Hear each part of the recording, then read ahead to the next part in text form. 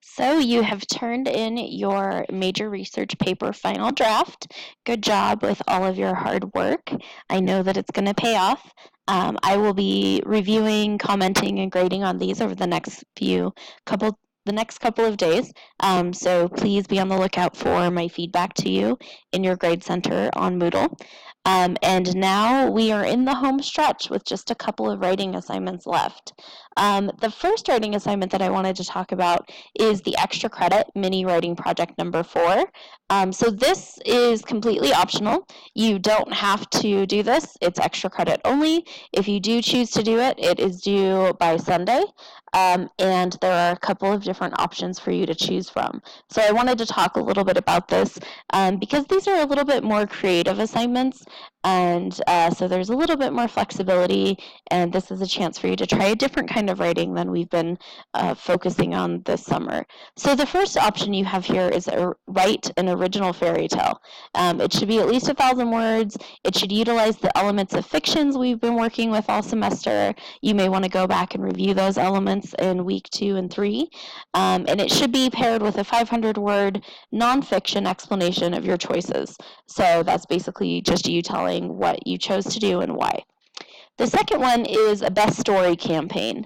So this choice is kind of like, think like a political campaign where you're trying to convince someone that they should vote for someone. So in this instance, you're trying to convince your audience that this story you have identified is the best story. And you should write a campaign piece advocating for why your story should be considered the best. So you'll want to be very persuasive. You'll want to have a target audience in mind so you can appeal to them appropriately. It should be no more than 500 words, and it should also have some kind of visual. So it could be a picture, it could be a poster you create in Microsoft Word, it could be something that you create in another computer program, anything really that is a visual that accompanies your campaign.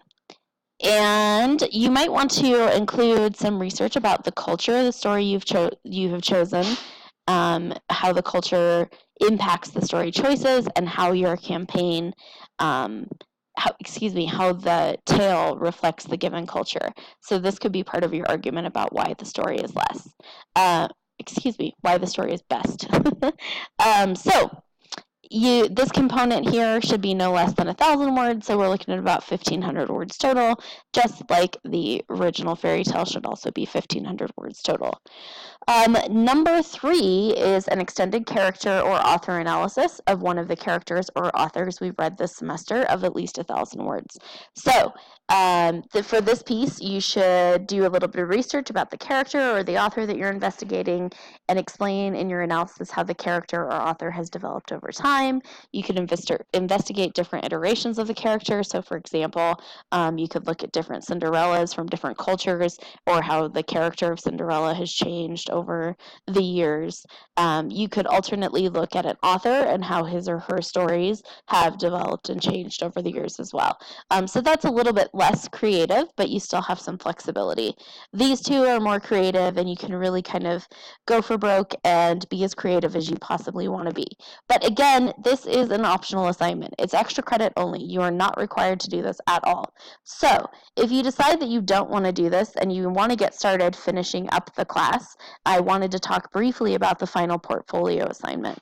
So the final portfolio is due at the latest Friday, July 28th at 11:59 p.m. You can, of course, submit this earlier. Once you submit it, you're basically done with the class once you submit it, and, of course, complete the course improvement survey. You're basically done with the class. So the portfolio is 2 pieces. The first piece is a comprehensive reflective letter, and the second piece is a it's 3 pieces. Comprehensive reflective letter, revised research paper, and then you get to choose any of the mini writing project 1, 2, or 3 revised to include in your portfolio. So for your letter, there will be different sections. This first section is self-knowledge, so how you're developing as a writer, content knowledge, which discusses what we learned this semester, writing knowledge, which explains the different information that you've learned about writing, what you've learned about yourself a little bit as a writer, how do the essays in the portfolio showcase your writing process, and then the final section is critical knowledge and judgment. So which do you think is the best paper? Where are your areas of improvement? How has feedback impacted your work? All of those kinds of things. So in each section, you'll notice that there are multiple questions. You do not have to respond to each of these questions for your letter. You get to choose which ones you want to respond to, and in order to really kind of reflect on your growth in the class. And then there's the criteria that you will be evaluated on, as well as the rubric. So that is the final writing assignment for our class. Lastly, the last thing you need to do is the course improvement survey, which really is helpful to me to help improve the class and make changes.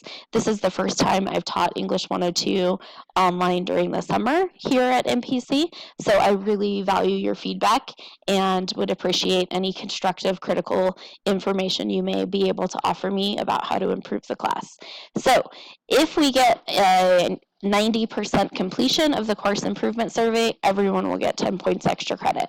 So there's a little bit of a bonus for you if everybody participates in the course improvement survey.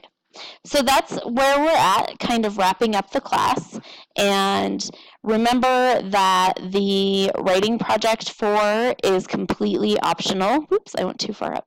Is completely optional, extra credit. You don't have to do it, but it is a chance to improve your course score. And then if you choose not to do it, or even if you do choose to do it, the next step is the final portfolio and the course improvement survey. So if you have any questions about any of these things, either the assignments or the course improvement survey, please just let me know. Thanks.